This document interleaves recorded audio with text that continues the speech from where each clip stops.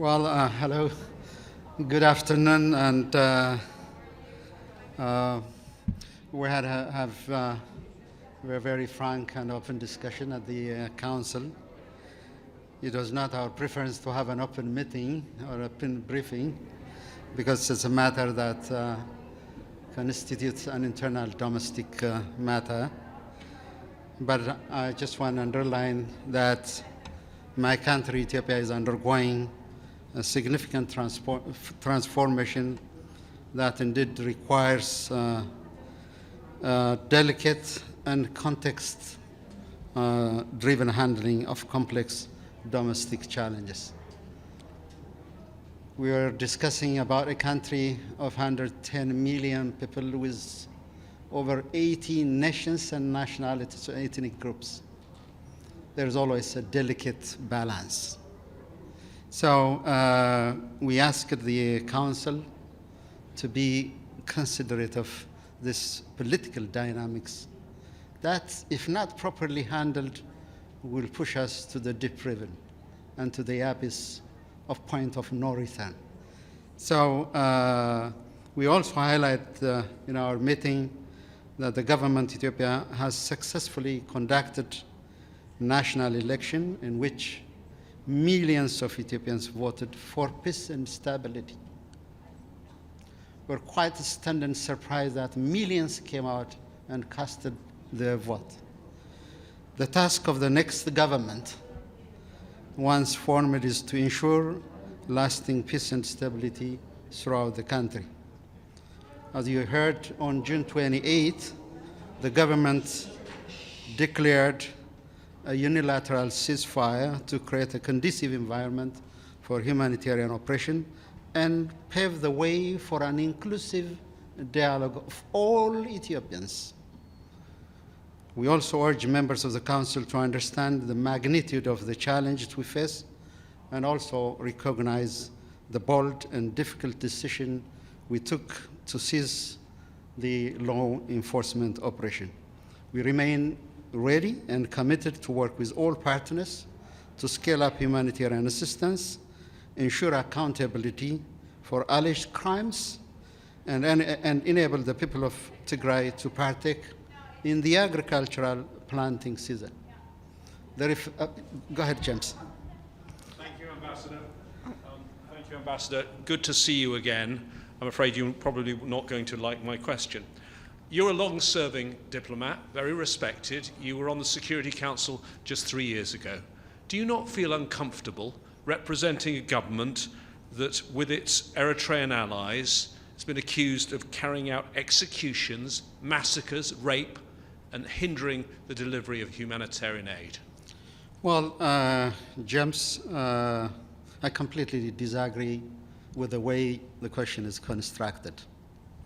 Because my government responded to the attack perpetrated by the TPLF operators. In the middle of the night, over 600 officers were brutally murdered in their camps. Would there be any world government that would allow to let it go, such kind of atrocities? So that indeed started the whole conflict. Along with the Eritreans? As in any conflict, there are excesses. It's not only, in the engagement, of course, there were crimes committed by different armed groups. Those who are responsible for committing crimes of the government time and again as certain will be made responsible. There won't be any impunity whatsoever. So we are fully engaged. An investigation has to be taken. Yes, indeed, I have been serving here at the United Nations for many years. I have heard all the dooms and glooms of poor nations being brought here at the Council and abashed for what they did and for what they didn't do or thought about it. But as a responsible nation state, as an older country in the world, I tell you, we have the full responsibility and accountability for whatever happened in Tigray. Thank you, Mr. Ambassador. The Undersecretary General for Political Affairs, Rosemary DiCarlo, warned today of the possibility of more conflict in Western Tigray, which is still occupied by forces from neighboring Amhara, which were fighting alongside your army. What can you do to ensure that the Amhara forces return to Amhara and leave Western Tigray?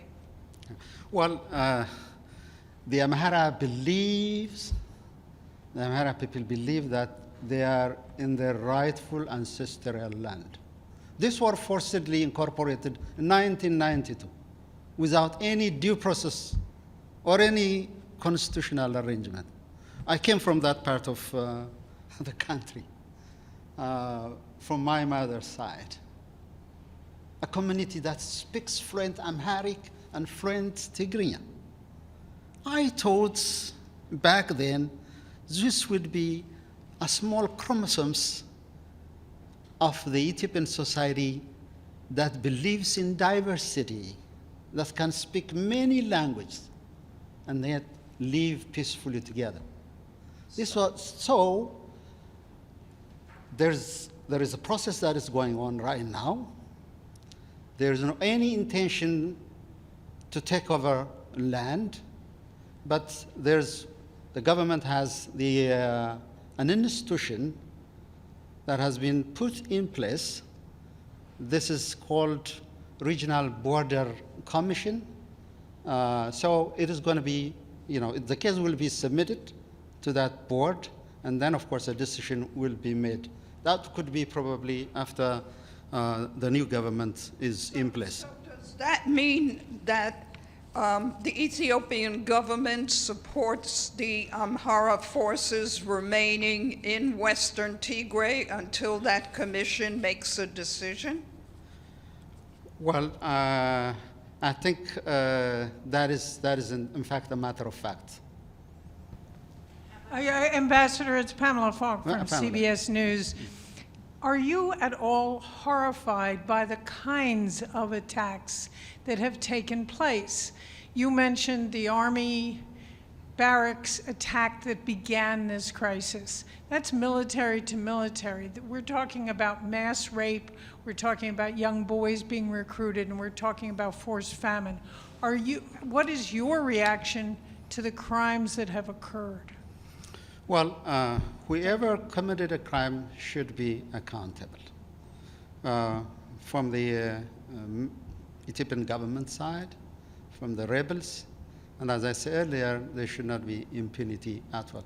Because we are taught to go away with the crimes anyone has committed in the past. That was the order that we have seen over the last 30 years during when TPLF was in power. So there's a determination and a commitment from the government that everybody has to be accountable.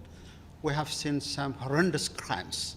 I'm not going to here and just simply evade those questions, because there are so many unsolved griefs and closed mournings. For us, in order to heal, we have to come together and commit ourselves, and then through national dialogue, solve our national wounds. Thank you, Ambassador. Michelle Nichols from Reuters. We heard from the UN today that the number of people in famine has risen now from 350,000 to 400,000. Could we get your response to that, given that the government disputed the previous figures of 350,000? And the US ambassador said that if there's a denial, she sort of insinuated that if some of these accusations that have been made about the destruction of the bridge, the looting of aid agencies, that is not a humanitarian ceasefire, it would be more of a siege. And if you could respond to that. Well, that's honestly, that's unhelpful, because there's a commitment from the government, and particularly the leadership. They make that decision at the heavy political risks, because the determination was to save lives in Tigray and the vicinity of the Amhara state as well.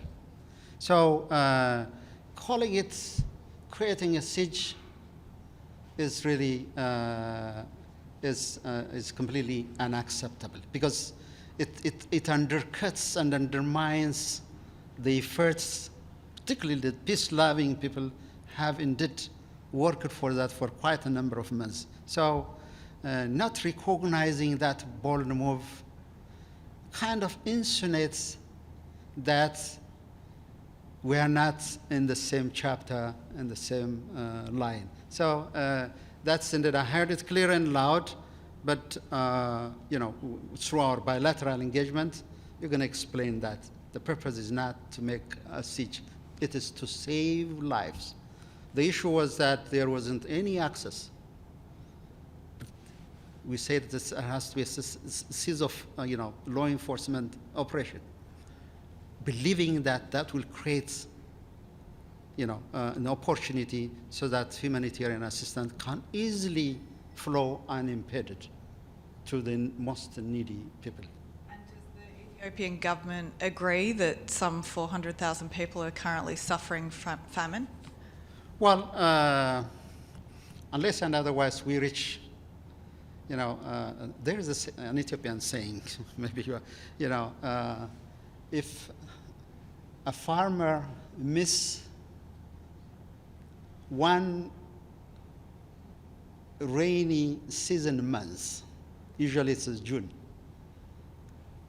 he or she will not recover through 7 consecutive Junes or rainy seasons. When they miss, it will be very difficult. So the decision was, we don't want our farmers to miss this month. If they do, there will be a lot of calamity will descend upon us. So the decision was, it's not about the numbers. I understand that the World Food Program, Save the Children, UNICEF, and a number of others have taken this responsibility and distributing even nutritious foods to the people on the ground. So we have to move fast, and our disaster coordination commission is right on the ground. But unfortunately, the TPLF people, it is reported that they have started even assassinating some of the aid workers whom they believe that they are working they have been working in close collaboration with the Ethiopian government or with the interim administration of Tigray. In the council, they were mentioning about electricity and also telecommunication lines. We are working hard to restore that, but we have to be very careful, because 30 electrical engineers and telecom engineers have been murdered by the TPLF in maintaining those power lines. So the situation is very complex. It's not only always bashing and shaming the government, but the TPLF, as irresponsible as they are, from day one, they have continued in attacking even people, on the field, trying to, day and night, to give services to our people. Thank you very much. Just one last question. I'll ask one question, because the council, it seems the council will discuss the dam issue with Egypt and Sudan. So are you still planning to start filling the dam this month? And what's your message to Sudan and Egypt on this issue? And where is diplomacy now? How can you describe the diplomatic track? Yes, there is a AU, African Union-led process, still alive and working. Ethiopia puts, and including, of course, the Egypt and Sudan, put our trust on that process. And we don't believe any transboundary resource should be seen at the Council. We don't think it's the purview of the Council and the mandate of the Council. It's completely from the mandate of the Council. So we stick to the AU-led process. We are committed to that. There are some technical and legal issues. It shouldn't be politicized, shouldn't be internationalized. I understand there are some countries who want to bring the issue to the Security Council, but this is not the way how to solve transboundary problems. If we're going to see this issue today, how many rivers, transboundary rivers, the world has? 250. So you guys are going to be very busy, asking questions about, transboundary resources as a source of conflict. That's completely unacceptable. You will start filling it? We can talk about that next week when the agenda will be tabled. What I can tell you is that we are closely working with the African Union. There are also observers that have been very much helpful over the years, and we put our trust and confidence in the in AU lead process. Thank you very much. One last question on Tigray. Have all the Eritreans left? The latest report I have is that Eritreans have left. They've left. They've gone. They've gone home. Yeah. Okay. Thank you very much. Thank you.